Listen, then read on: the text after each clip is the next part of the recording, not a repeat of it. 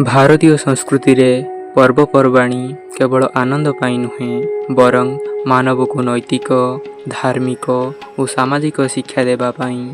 ଦଶହରା ବା ବିଜୟା ଦଶମୀ ସେହି ପର୍ବ ଯେଉଁଥିରେ ରାବଣର ଦଶମୁଖୀ ପ୍ରତିମାକୁ ପୋଡ଼ାଯାଏ। ଏହି ଦଶଶିର କେବଳ ଶାରୀରିକ ନୁହେଁ, ବରଂ 10ଟି ଦୁଷ୍ଟ ଗୁଣର ପ୍ରତୀକ। ଲଙ୍କାପତି ରାବଣ ଥିଲେ ଶିବଭକ୍ତ। ସେ ଥିଲେ ବେଦ ପୁରାଣର ପାରଙ୍ଗତ ବ୍ରାହ୍ମଣ। ସେ ମହାବିଦ୍ୱାନ। ଶିବତାଣ୍ଡବ ସ୍ତୋତ୍ର ରଚନା କରିଥିଲେ। କିନ୍ତୁ ସେହି ସମସ୍ତ ଗୁଣକୁ ଅହଙ୍କାର, ଲୋଭ ଓ ମୋହ ନଷ୍ଟ କରିଦେଲା। ସୀତାହରଣ ଧର୍ମ ବିରୁଦ୍ଧୀ କାର୍ଯ୍ୟ, ନାରୀର ପ୍ରତି ଅସମ୍ମାନ ସେତେବେଳେ ତାଙ୍କୁ ଦୁଷ୍ଟତାର ପ୍ରତୀକରେ ପରିଣତ କଲା। ରାବଣଙ୍କ 10ଟି ମୁଣ୍ଡର କଥା ବହୁ ପୁରାଣ ଓ ବ୍ୟାଖ୍ୟାରେ ମିଳେ। କେହି କହନ୍ତି ଯେ ସେ 10ଟି ବେଦର ପ୍ରତୀକ, କେହି କହନ୍ତି 10ଟି ଜ୍ଞାନର ପ୍ରତୀକ। କିନ୍ତୁ ସାଧାରଣ ମନ୍ତବ୍ୟ, ସେ 10ଟି ମୁଣ୍ଡ ହେଉଛି 10ଟି ଦୋଷ ବା ଅପରାଧର ପ୍ରତୀକ। ସେହି 10ଟି ଦୋଷ ବା ଅପରାଧ ହେଉଛି କାମ, କ୍ରୋଧ, ଲୋଭ, ମୋହ, ମଦ, ମାତ୍ସର୍ଯ୍ୟ, ଅହଙ୍କାର, ଅଜ୍ଞାନ, ଅସତ୍ୟ, ଅନ୍ୟାୟ।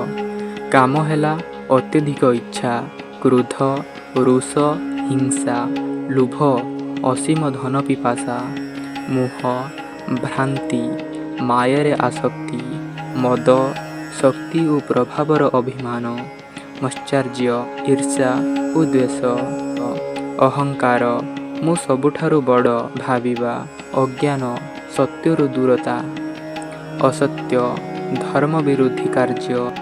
ରାବଣ ସୀତାଙ୍କୁ ଅପହରଣ କରିବା ପରେ ରାମ ଓ ରାବଣଙ୍କ ମଧ୍ୟରେ ଯୁଦ୍ଧ ଆରମ୍ଭ ହୋଇଥିଲା। 10 ଦିନ ମଧ୍ୟରେ ସମସ୍ତ ଦାନବ, ମେଘନାଦ, କୁମ୍ଭକର୍ଣ୍ଣ, ଅନ୍ୟାନ୍ୟଙ୍କ ବଧ ହେଲା। 10ମ ଦିନରେ ରାମ ବ୍ରହ୍ମାସ୍ତ୍ରରେ ରାବଣଙ୍କୁ ବଧ କଲେ। ସେହି ଦିନଟିକୁ ବିଜୟା ଦଶମୀ ବୋଲି ପାଳନ କରାଯାଏ। ସେଥିପାଇଁ ରାବଣଙ୍କ 10 ଶିର ପୋଡ଼ାଇବା ହେଉଛି ଧର୍ମର ବିଜୟ ଓ ଦୁଷ୍ଟତାର ଦାହ। ରାବଣର 10 ଶିର ପୋଡ଼ାଇବାର ଅର୍ଥ ହେଉଛି ମନର 10ଟି ଦୁଷ୍ଟ ଗୁଣକୁ ଦାହ କରିବା। ପ୍ରତ୍ୟେକ ମଣିଷ ମନରେ ରାବଣ ବସିଥାଏ। ରାବଣ ପୋଡ଼ିବା ସମୟରେ ଆମେ ନିଜକୁ ମନେ କରାଇଥାଉ, ଏହି ଦୋଷଗୁଡ଼ିକୁ ଛାଡ଼ିବା ଆବଶ୍ୟକ। ରାମଙ୍କ ବିଜୟ ସତ୍ୟ ଓ ଧର୍ମର ବିଜୟ। ରାବଣର 10 ଶିର ପୋଡ଼ାଇବା ଦର୍ଶାଏ ଧର୍ମ ସର୍ବଦା ଜୀବନ୍ତ। ଅନ୍ୟାୟ, ନାରୀ ଅପମାନ, ଅହଙ୍କାର ସମାଜକୁ ନଷ୍ଟ କରେ।